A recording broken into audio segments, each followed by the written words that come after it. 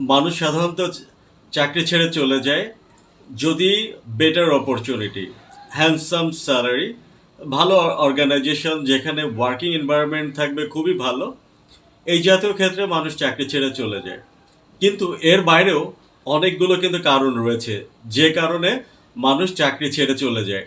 হ্যাঁ, একটা অর্গানাইজেশনে লং টাইম সে স্টে করে না, সে তখন নতুন চাকরি খোঁজে এবং ভালো অপরচুনিটি পেলে চাকরি ছেড়ে চলে যায়। তো আমি কিছু বিষয় নিয়ে আলোচনা করব যেসব কারণে একটা চাকরিজীবী বা এমপ্লয়ি একটা অর্গানাইজেশন ছেড়ে চলে যায়।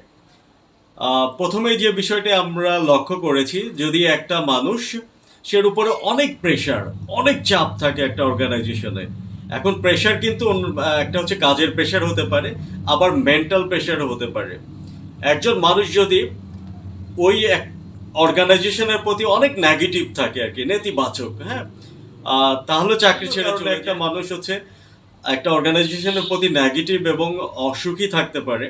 যেমন হচ্ছে যে অনেক দিন পর পর স্যালারি পাচ্ছে আর কি, 2 মাস 3 মাস পর পর স্যালারি পাচ্ছে, হ্যাঁ, তাও ফুল স্যালারি দেয় না, ভেঙে ভেঙে স্যালারি। একটা মানুষ অনেক হার্ডওয়ার্ক পরিশ্রম করার পরে, অনেক ইফোর্ট দেওয়ার পরেও বছর শেষে যদি ইনক্রিমেন্ট কিংবা প্রমোশনাল ডেভেলপমেন্ট না হয়, তাহলেও কিন্তু মানুষ ওই কোম্পানির প্রতি অনেক নেতিবাচক থাকে এবং অসুখী। আমরা একটা কথা কিন্তু শুনে থাকি যে মানুষ চাকরি ছাড়ে না, ছাড়ে তার বসকে। যদি কোনো চাকরিজীবীর বস অনেক ভয়ানক হয়, মানে উঠতে বসতে ঝাড়ি, হ্যাঁ, ব্যাড অ্যাবিউজ, বাজে ব্যবহার করা আর কি, হ্যাঁ, এমনকি থাপ্পড় চাপ্পড়ে দিয়ে বসে আর কি, সেক্ষেত্রে কিন্তু মানুষ এই জাতীয় বসের আন্ডারে চাকরি করতে চায় না।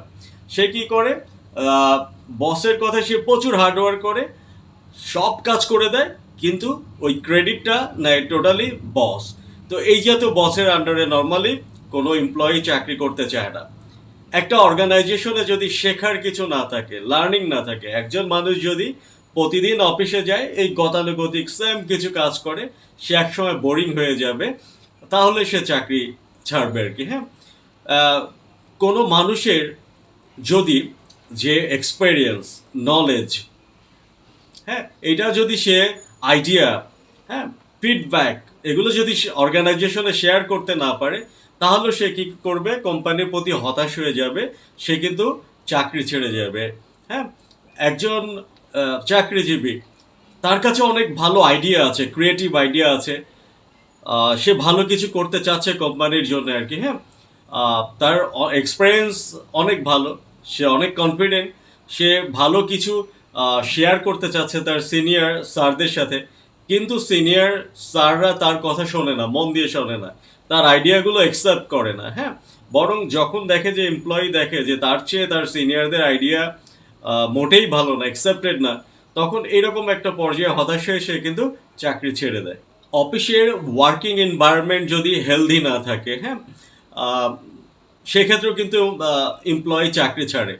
এনভায়রনমেন্টটা যদি টক্সিক থাকে, মানুষ শুধু কাজ না করে একে অপরের দোষ ধরে বেড়ানো, একে অপরের সাথে প্রচুর ঝগড়া করা, হ্যাঁ, ওয়ার্কিং এনভায়রনমেন্টটাকে একবার বিষিয়ে তোলা আর কি, হ্যাঁ।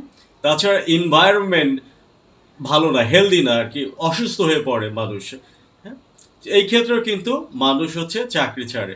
একটা এমপ্লয়ি দেখবেন যে ঘুম থেকে উঠে যে অফিসে যাওয়ার তার কোনো আগ্রহই নেই, হ্যাঁ, শরীর কোনোভাবেই সাপোর্ট করে না, মন কোনোভাবেই সাপোর্ট করে না, যদি ওই অর্গানাইজেশনের ওয়ার্কিং এনভায়রনমেন্টটা ভালো না থাকে, তাহলে এমপ্লয়িরা দেখবেন যে ওই কাজে যাইতেই সে স্বাচ্ছন্দ্য বোধ করবে না, ঘুম থেকে উঠতেই তার অনেক বেশি কি লাগবে, কষ্ট লাগবে। কোম্পানি ফিনান্সিয়াল স্টেবল না থাকে, কোম্পানি ধরেন ঠিক মতো কাজ না থাকে, তারপরে একটা এমপ্লয়ি যদি সারা মাস কাজ করার পরেও যদি ঠিকমতো স্যালারি না পায়, হ্যাঁ, তাহলে কিন্তু সে ওই কাজ করবে না, ওই অর্গানাইজেশন ছেড়ে দিবে আর কি। একজন চাকরিজীবীকে যদি তার ইথিক্সের বাইরে যেয়ে তার কোনো সিনিয়র তাকে কাজ করতে বাধ্য করে আর কি, সেক্ষেত্রেও কিন্তু সে ওই চাকরিটা করতে চাবে না। কারণ অনেক মানুষ আছে যে অনেক অনেস্ট, ব্যক্তি জীবনে তারা কোনো অন্যায় কিংবা খারাপ কিছু করতে চায় না আর কি, হ্যাঁ। দেখা গেল যে তার সিনিয়র বস তাকে বাধ্য করে বিভিন্ন আনইথিক্যাল ওয়ার্ক তাকে দিয়ে যদি করায়, তাহলে কিন্তু সে ওই চাকরি করবে না। কোনো চাকরিজীবী একটা অর্গানাইজেশনে লং টাইম সার্ভিস দিচ্ছে আর কি, হ্যাঁ, কিন্তু তার যে প্রমোশনাল ডেভেলপমেন্ট, বছর শেষে ইনক্রিমেন্ট, হ্যাঁ, ভালো একটা হ্যান্ডসাম স্যালারি সে তো আশা করতেই পারে, কিন্তু সে কোনোভাবে পাচ্ছে না আর কি। তো সেক্ষেত্রে কিন্তু সে ওই অর্গানাইজেশনে চাকরি করতে চাইবে না। আর দীর্ঘ সময় সার্ভিস দিতে দিতে যদি তার আকাঙ্ক্ষা, দেখেন প্রত্যেক মানুষেরই কিছু চাওয়া পাওয়া থাকে আর কি, কিছু আশা থাকে অর্গানাইজেশনের পর।